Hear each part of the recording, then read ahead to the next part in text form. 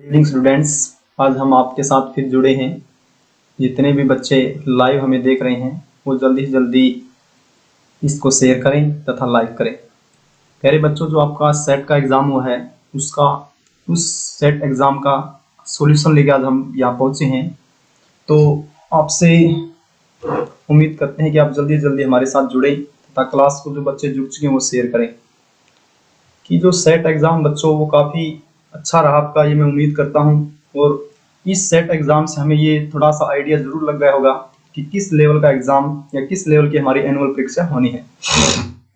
तो जितने बच्चे हमें देख रहे हैं वो जल्दी जल्दी लाइक करें और शेयर करें ताकि हम क्लास को स्टार्ट कर सकें।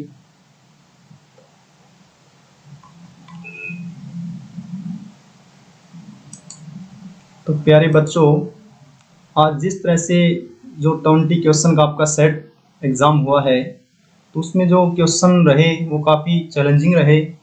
फिर भी हम उन क्वेश्चन को लेते हैं कि देखते हैं उनके क्या क्या राइट आंसर हो सकते हैं। तो इसमें प्यारे बच्चों आपसे जो पहला क्वेश्चन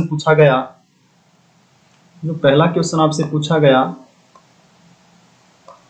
वो ये था कि लोगों का शासन जाना जाता है। तो इसमें हमारे पास चार ऑप्शन थे। उसमें जैसे राजतंत्र है,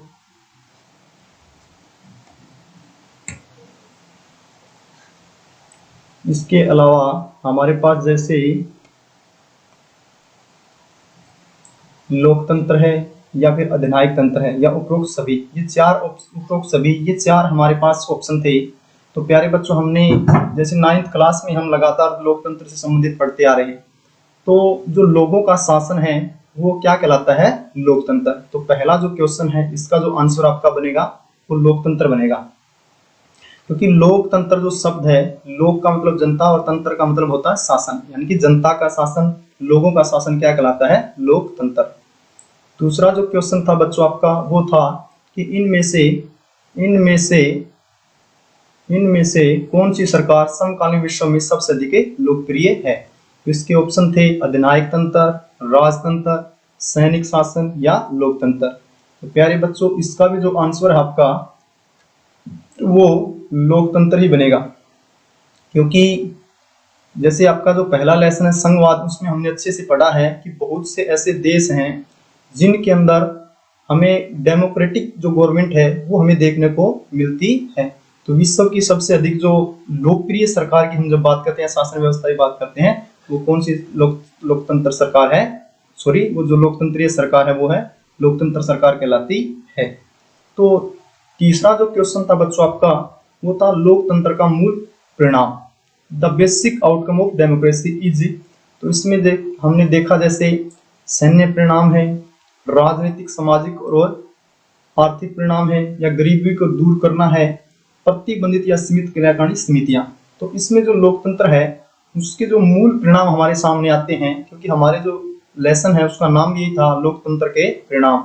तो उसमें राजनीतिक, सामाजिक और आर्थिक जो परिणाम है ये लोकतंत्र के मूल आर्थिक परिणाम कहलाते हैं। तो इसका आंसर बनेगा बी। फिर आगे बढ़ते हैं हम।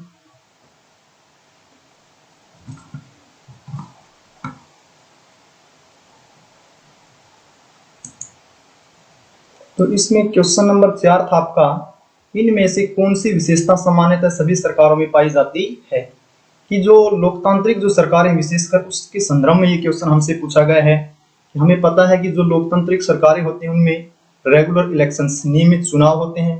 कि भारतवर्ष की हम बात करें, चाहे वो केंद्र सरकार की हम बात करें, राज्य सरकारों की बात करें, स्थानीय सरकार की बात करें, तो 5 वर्ष में चुनाव होते हैं। ये भी एक लोकतंत्र की विशेषता है। दूसरा, एक औपचारिक संविधान, की लोकतांत्रिक जो व्यवस्थाएं हैं, संघीय जो व्यवस्था होती है, उन सरकारों का उन देश के लिए अपना एक संविधान होता है। ये भी है, बिल्कुल राइट है। तीसरा है वो राजनीतिक दल, की सरकार बनाने के लिए देश के अंदर चुनाव लड़ने की बात हम करें, सरकार बनाने की हम बात करें, या विभिन्न तरह की जो नीतियों का निर्माण करने के लिए, तो शासन व्यवस्था को सही संचालित करने के लिए किन की आवश्यकता होती है? राजनीतिक दलों की। तो इनमें से जो हमारा आंसर बनेगा वो उपरोक्त सभी। कि जो सामान्यतः जो सरकारें हैं उनके अंदर ये तीनों की तीनों विशेषताएं हमें देखने को मिलती हैं, क्योंकि इनके अंदर नियमित चुनाव होते हैं, 5 वर्ष का मैंने जिक्र किया। औपचारिक उनका संविधान होता है और राजनीतिक दल होते हैं। तो इसका आंसर बनेगा उपरोक्त सभी। क्वेश्चन नंबर 5 देखो बच्चों सभी, उम्मीद करता हूं कि आपको ये क्वेश्चन अच्छे से समझ में आए होंगे और इनके जो आंसर हैं वो भी अच्छे से समझ में आ रहे होंगे। फिर भी आपको कोई डाउट है तो आप कमेंट करके हमसे पूछ सकते हैं। क्वेश्चन नंबर जो 5 है कि लोकतंत्र बेहतर है क्योंकि यह जो लोकतांत्रिक democracy is better because it है, क्योंकि लोकतांत्रिक जो शासन की व्यवस्था है वो क्यों बेहतर है, हमसे ये पूछा गया है। इसमें पहला है कि नागरिकों में समानता को बढ़ावा देता है, बिल्कुल ठीक है ये बात। तो दूसरा है व्यक्ति की गरिमा को बढ़ाता है, बिल्कुल ठीक है ये बात भी। निर्णय लेने की गुणवत्ता में सुधार करता है, हमने पढ़ा है कि लोकतंत्र की मुख्य विशेषताएं कौन कौन सी है, तो ये सभी विशेषताएं इसके अंतर्गत आती है। इसलिए लोकतंत्र व्यवस्था को सबसे बेहतर या बेटर गवर्नमेंट या बेटर माना गया है। क्वेश्चन नंबर 6 है कि निम्न में से लोकतंत्र के बारे में कौन सा कथन सत्य है। ये थोड़ा सा ट्रिकी क्वेश्चन था।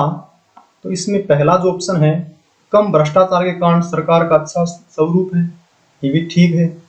दूसरा है यह आर्थिक विकास के उच्च दर को सुनिश्चित करता है, ये भी कुछ कुछ ठीक लग रहा है। यह बहुमत से शासन करता है, ये भी ठीक है। और अंतिम है यह नागरिकों की व्यक्तिगत गरिमा का पालन करता है। तो चारों जो ऑप्शन हैं बिल्कुल ठीक नजर आ रहे हैं, लेकिन हमें सबसे बेस्ट जो ऑप्शन है उसका चूज करना है, उसको हमें चुनना है। तो इसमें से जो इसका जो राइट आंसर हो सकता है या राइट जो ऑप्शन हो सकता है तो हो सकता है यह बहुमत से शासन करता है। इसका जो राइट आंसर है वो यह बहुमत से शासन करता है, क्योंकि ये अगर हम 100% की बात करें तो तीनों के तीनों जो चारों के चारों जो ऑप्शन है वो बिल्कुल ठीक नजर आ रहे हैं, लेकिन क्योंकि लोकतांत्रिक जो व्यवस्था होती है उसमें बहुमत के द्वारा ही शासन किया जाता है। अगला जो क्वेश्चन है हमारा क्वेश्चन नंबर 8 कि लोकतंत्र के अपेक्षित परिणाम है कि सरकार की गुणवत्ता बिल्कुल होती है, सरकार की गुणवत्ता इसमें। दूसरा है आर्थिक भलाई, इकोनॉमिक वेलबींग्स। तीसरा है स्वतंत्रता और गरिमा। तो 8वां क्वेश्चन भी बिल्कुल आसान था, तो ये लोकतंत्र के परिणाम हमें देखने को मिलता है। तो इसका आंसर क्या बनेगा, उपरोक्त सभी। 9वां जो क्वेश्चन है आपका बच्चों कि उत्तर दक्षिण गलियारा निम्नलिखित को जोड़ता है कि भारत को उत्तर से दक्षिण और पूर्व से पश्चिम जोड़ने के लिए 2 गलियारे बनाए गए। तो आपसे ये पूछा गया है कि भारत को उत्तर से नॉर्थ से साउथ के बीच जोड़ने वाला जो गलियारा है उसे किस नाम से जाना जाता है। तो उसको बेटा जो जाना जाता है श्रीनगर कन्याकुमारी, क्योंकि उत्तरी छोर से लेकर जो दक्षिणी छोर है इसके बीच में एक जो गलियारा बनाया गया है, विशेषकर हम सड़क परिवहन की जब बात करते हैं तो ये इसके अंतर्गत आता है। तो श्रीनगर, जम्मू एंड कश्मीर में श्रीनगर से लेकर तमिलनाडु के कन्याकुमारी तक इस गलियारे को जोड़ा गया है। तो आपने ये भी जरूर पढ़ा होगा कि पूर्व से पश्चिम जो गलियारा है उसे सिलचर और पोरबंदर, सिलचर और जो पश्चिम की हम बात करें गुजरात में है पोरबंदर।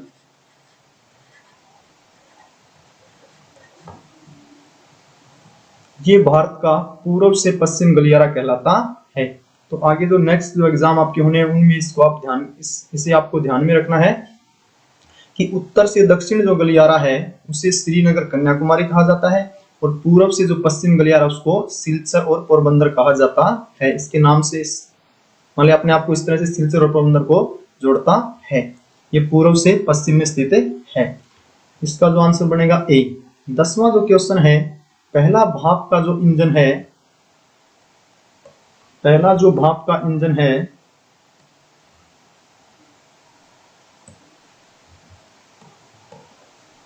पहला जो भाप का इंजन है भारत में कब बना। तो ये जो है 1833, 1843, सी ऑप्शन 1853 और अंतिम जो ऑप्शन 1833 कि आपसे जो भाप का इंजन है भारत में जो पहली रेलवे चली उससे संबंधित ये क्वेश्चन पूछा गया है। तो इसका जो आंसर है बच्चों वो 1853, क्योंकि 16 अप्रैल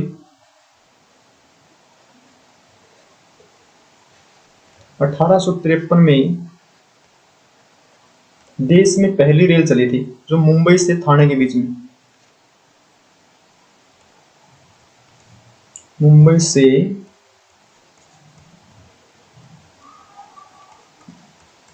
ठाणे के बीच, और 34 किलोमीटर इसकी टोटल दूरी थी। तो भारत में जो पहली, या भाप के इंजन की हम जब बात करते हैं, रेलवे की हम बात करते हैं, तो पहली जो रेलवे चली 1853 में, कब? 16 अप्रैल 1853 को, मुंबई से ठाणे के बीच में, और 34 किलोमीटर इसकी टोटल दूरी थी। क्वेश्चन नंबर 10 है, क्वेश्चन नंबर 10 तो हमने कर लिया। और क्वेश्चन नंबर अब 11, भारत में अंतरदेशीय जल मार्गों की कुल लंबाई कितनी है? तो इसका जो आंसर बनेगा बच्चों आपका वो 14,500 किलोमीटर, क्योंकि जो अंतरदेशीय जल मार्ग हैं उनके हमारे देश के अंतर्गत हम जितने भी मान लीजिए जल मार्ग हैं उनकी टोटल अगर लंबाई की हम बात करते हैं, वो टोटल लंबाई कितनी है? 14,500 किलोमीटर। तो इस तरह से 11वां जो क्वेश्चन है इसका हमारा आंसर बनेगा 14,500। क्वेश्चन नंबर 12 देखते हैं कि जवाहरलाल नेहरू पोर्ट किसके पास स्थित है? तो ये जो हमारे देश का सबसे बड़ा जो पत्तन है वो मुंबई में स्थित है। इसका आंसर प्यारे बच्चों मुंबई बनेगा वैसे तो, क्योंकि जवाहरलाल पत्तन मुंबई पत्तन के भार को थोड़ा सा कम करें, क्योंकि भारत का सबसे जो बड़ा जो पत्तन है, सबसे बड़ा जो पत्तन है भारत का वो मुंबई है। सबसे अधिक जो समुद्री व्यापार है वो मुंबई जो पत्तन हमारा उसके माध्यम से किया जाता है। तो इसके भार को थोड़ा कम करने के लिए जवाहरलाल नेहरू पोर्ट ट्रस्ट की स्थापना की गई है।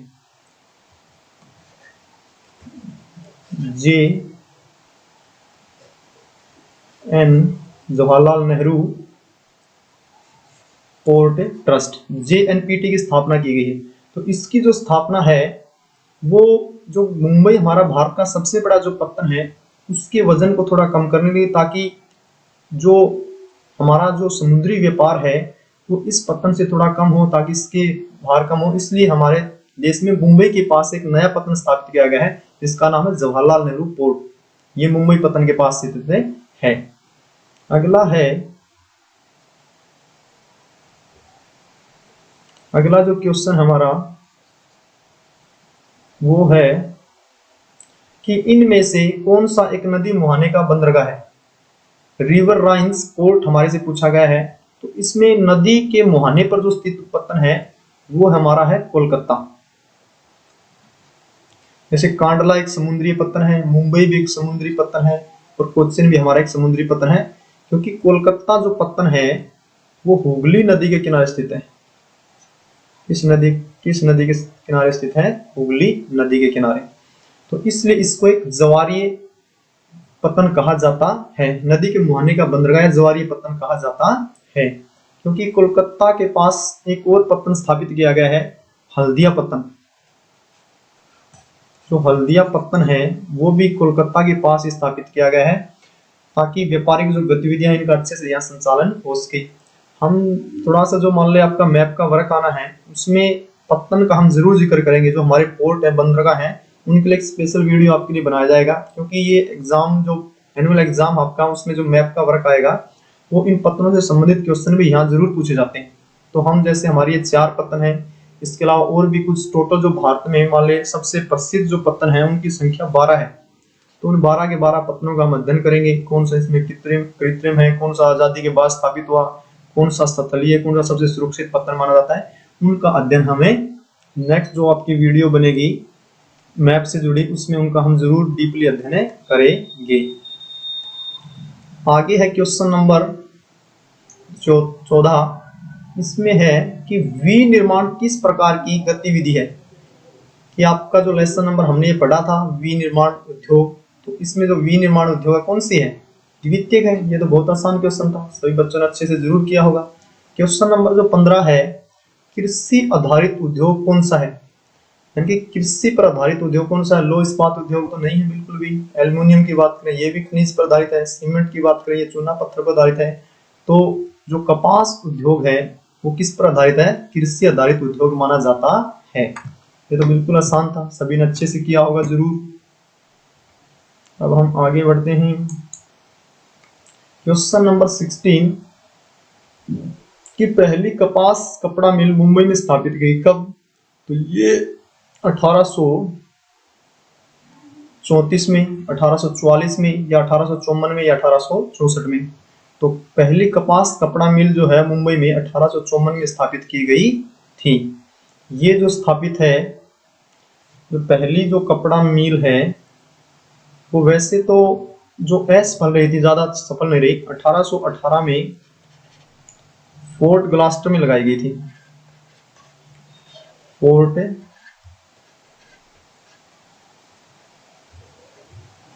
ग्लोस्टर कलकत्ता के पास स्थित है। यहाँ पहली सूती कपड़ा मिल लगाई गई थी, लेकिन जो सफल जो सूती कपड़ा मिल है वो 1854 में कहाँ लगाई गई थी? मुंबई के अंदर लगाई गई थी। इसकी जो स्थापना है, इसकी जो कपड़ा मिल, इसकी जो स्थापना है वो कावसजी एंड डावर ने की थी। कि पहली जो मुंबई के अंदर मिल लगी थी, सफल जो लगी थी, इसकी स्थापना कावसजी एंड डावर। पहली जो सूती कपड़ा मिल लगी या कपास कपड़ा मिल लगी वो कब लगी थी? 1854 में। किसने लगाई थी? कावासजी एंड डावर के द्वारा स्थापित की गई थी। क्वेश्चन नंबर, आगे बढ़ते हम।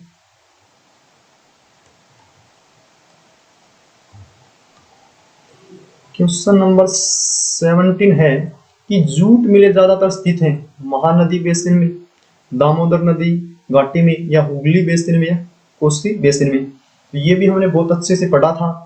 ये हुगली बेसिन के अंदर स्थित है। कहाँ स्थित है? हुगली बेसिन के अंदर स्थित है। हमें पता है कि भारत में सबसे अधिक जो जूट है, जो पटसन है, इसका जो उत्पादन है वो पश्चिम बंगाल में होता है।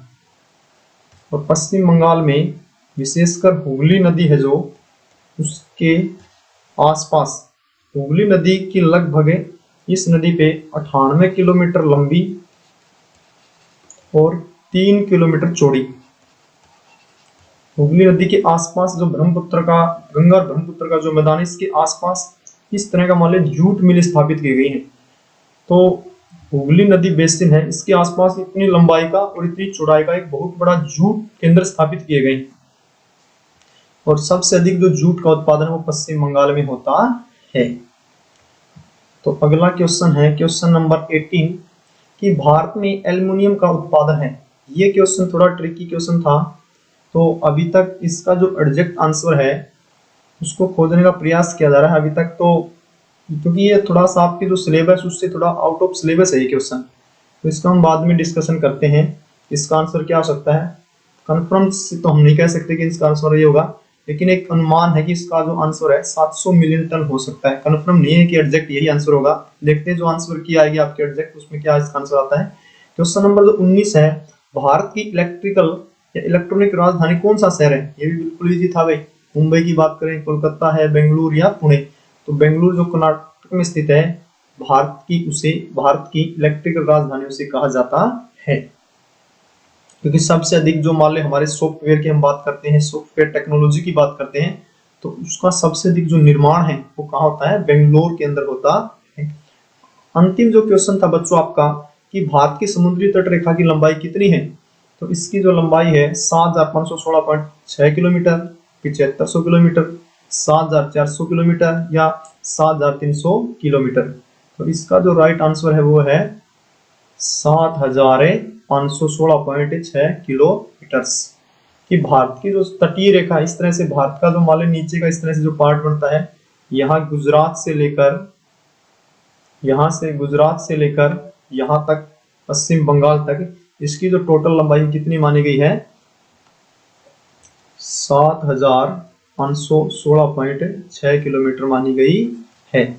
क्योंकि हमारे जो तटीय राज्य हैं विशेषकर, वो सभी के सभी इन समुद्रों के साथ लगे हैं। इसको भारत की समुद्री तट रेखा कहा जाता है। ज्यादातर भारत का, हम पीछे भी इस तरह के जो पत्तन का हम जिक्र कर रहे थे, वो जितने जितने हमारे पत्तन है वो पश्चिमी या पूर्वी घाटों पर स्थापित किए गए हैं। क्योंकि देश का जो सबसे अधिक जो व्यापार है 95% से वो समुद्री इन पत्तनों के द्वारा होता है। तो ये जो तटरेखा है इसकी लंबाई आपसे पूछी गई, इसकी टोटल जो लंबाई कितनी है 7516.6 किलोमीटर है।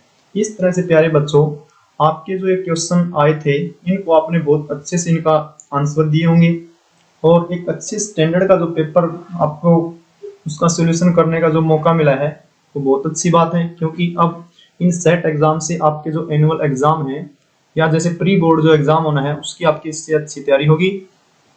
इस क्लास के बाद जस्ट आप साइंस की क्लास के लिए तैयार रहें।